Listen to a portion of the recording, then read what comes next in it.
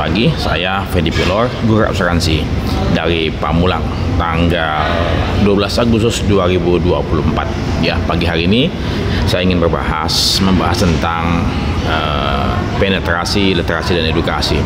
Ya, seperti kita ketahui bersama saat ini, para praktisi perasuransian ataupun industri perasuransian tengah mengalami badai, ya, badai ketidakpercayaan masyarakat luas akibat berbagai macam sebab, ya. Pertama, proses gagal bayar yang disebabkan oleh ketidakbaikan ataupun perilaku yang tidak benar dari pimpinan manajemen Jiwasraya, kemudian juga Wana Arta, kemudian ada juga kasus-kasus Kresna Life, Bumi Putra, dan lain-lain, ya. Nah, ini suatu hal yang sangat-sangat memilukan dan memalukan, ya, karena industri perasuransian adalah industri yang mestinya patut dipercaya, ya, karena itu merupakan suatu bisnis kepercayaan, bisnis keuangan, sehingga hal ini yang terus saja memang membuat saya sendiri sebagai pelaku merasa miris, ya, dan muak, ya.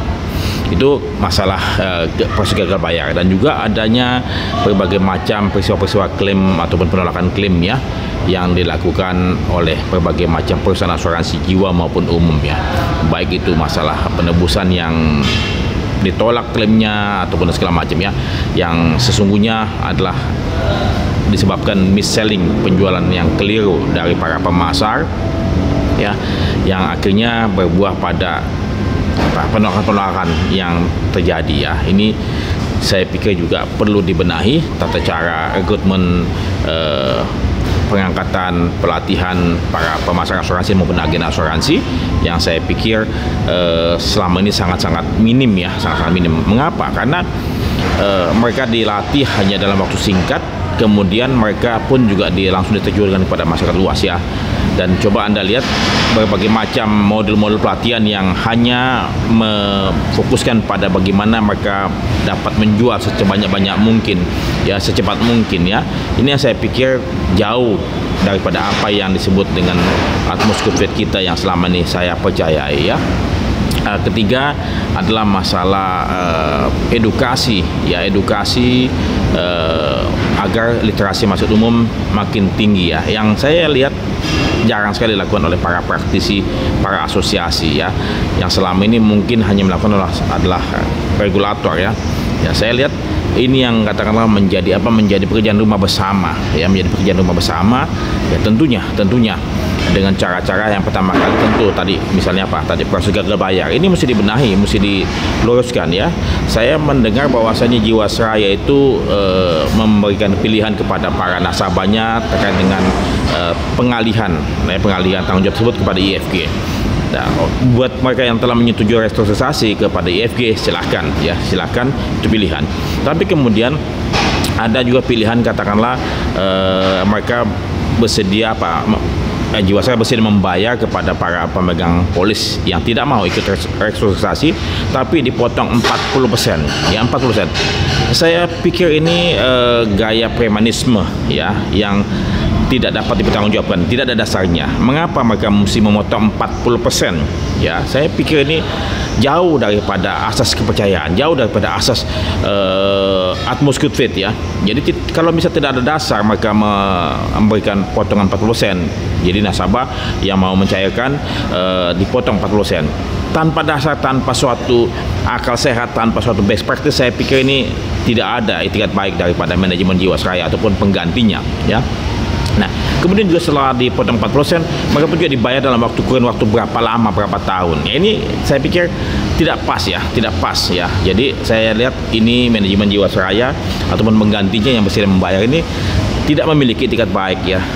Dan kemudian selayaknya sepatutnya para stakeholder ataupun pemegang saham IFG ataupun Jiwasraya, yaitu Kementerian Keuangan maupun Kementerian BUMN dan pemerintah, semestinya memegang teguh kepercayaan yang diberikan oleh masyarakat luas, ya. Karena bagaimanapun juga ini masalah harkat martabat dan itikat baik pemegang saham. Itu mesti diberikan contoh, dan tentunya saya berharap para regulator yang memiliki otoritas yang memiliki wewenang dapat membantu para nasabah-nasabah yang tidak menyetujui restrukturisasi untuk mendapatkan haknya, ya, tentunya dengan batasan-batasan sesuai dengan aturan-aturan hukum yang berlaku, ya.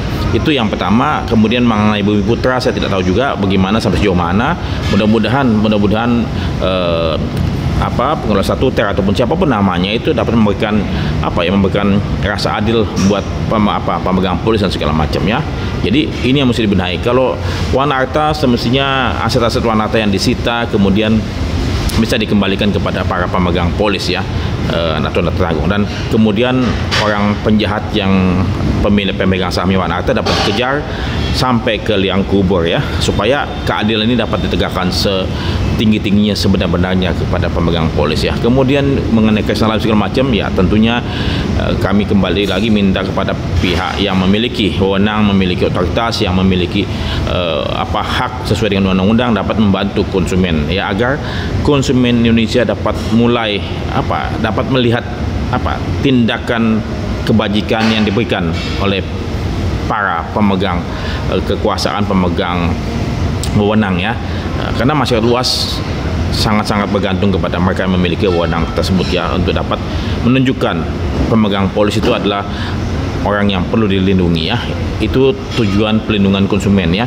Nah, kemudian itu terkait dengan mengenai pertama tadi proses kebayaran, kemudian kedua mengenai proses kesalahan penjualan. Ini perlu ditata kembali, ya, bagaimana kriteria pemasar ataupun agen asuransi yang boleh diterima oleh industri perasuransian untuk menjadi ujung tombak ataupun frontliner industri perasuransian. Karena bagaimanapun juga kalau itu keliru, maka image industri perasuransian tidak akan selesai, tidak akan tuntas, ya, tidak akan beres sampai kiamat ataupun dunia ini runtuh, ya. Jadi tentunya industri perasuransian berdasarkan etikat baik yang setinggi-tingginya perlu menata ulang kembali tata cara rekrutmen, kriteria para pemasar pun agen asuransi, kemudian lihat lagi modul-modul asuransi, modul-modul pelatihannya, ya, supaya harus berfokus kepada konsumen, ya.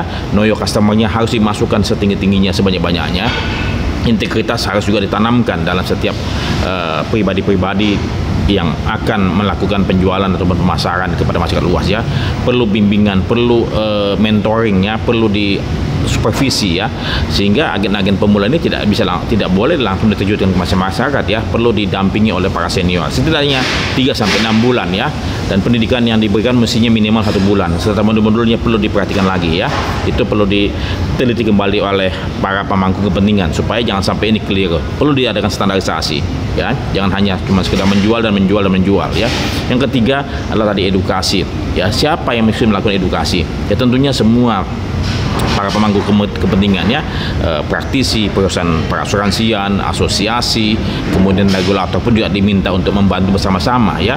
Dan saya sangat menghargai regulator telah mengeluarkan aturan bahwasannya perusahaan perasuransian wajib melakukan edukasi kepada masyarakat luas, ya, setidaknya setahun 2 kali. Nah, untuk itu saya berharap kita semua para praktisi perusahaan perasuransian wajib memiliki suatu program terencana, ya, dan struktur serta sistematis, ya, bagaimana mereka melakukan edukasi ini agar awareness, pemahaman masyarakat luas terkait dengan asuransi itu makin meningkat, ya.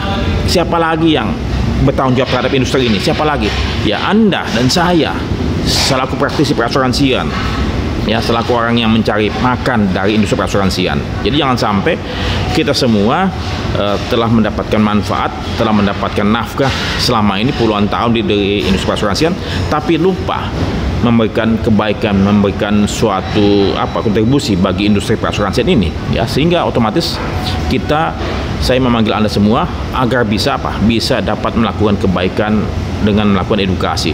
Ya, edukasi memang tidak bisa selesai sebentar, itu perlu berlanjut puluhan tahun, ya, dan dimulai sekarang, ya. Oleh sebab itu saya mengajak Anda semua melakukan edukasi, baik itu melalui YouTube, melalui sarana media lain, TikTok dan lain, ataupun melalui buku, atau melalui langsung offline, ya, kepada masyarakat luas, kepada mahasiswa-mahasiswa. Intinya semua cara, semua metode, semua sosial media harus digunakan untuk dapat melakukan edukasi ini ya.